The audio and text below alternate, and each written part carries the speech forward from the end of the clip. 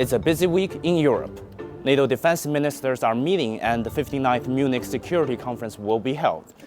It's also a challenging time for the West. The Ukraine conflict is reaching one-year mark with no viable resolution. A recent story by Pulitzer Prize winner Seymour Hersh about the US blowing up the Nord Stream pipeline is looming large over the events. I'm inviting Professor Alfred de Zayas to share his thoughts on this. The West has been battling Russia over the moral high ground since the Ukraine conflict broke out. Do you see Seymour Hersh's story shifting the narrative in Russia's favor in the long run? Objectively speaking, we in the West, we do not occupy any moral high ground vis-a-vis Russia. The problem is that we in the United States, most Brits in England, and Germans in Germany actually believe our own propaganda. We are indoctrinated into believing that we are the good guys by definition, and that we have a mission to bring democracy and human rights to the rest of the world.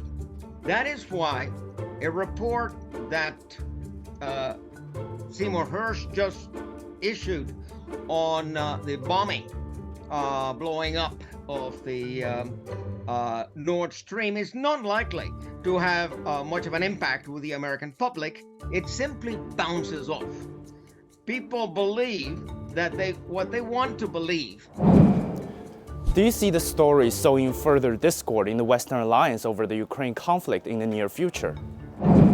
I don't think so. The mainstream media, New York Times, Washington Post, Wall Street Journal, has been successful in conditioning our minds to the necessity of consensus.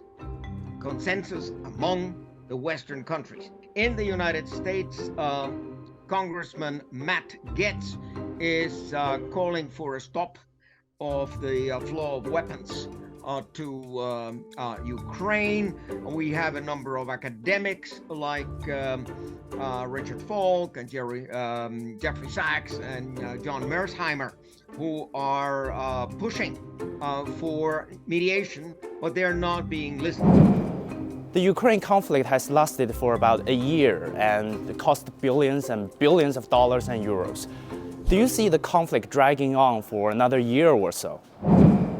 It definitely can drag on for one more year. It's a question, as I've said it before in other interviews, we Americans are willing to fight this proxy war against Russia till the last Ukrainian, assuming that the United States sends fighter planes and Germany sends fighter planes, etc.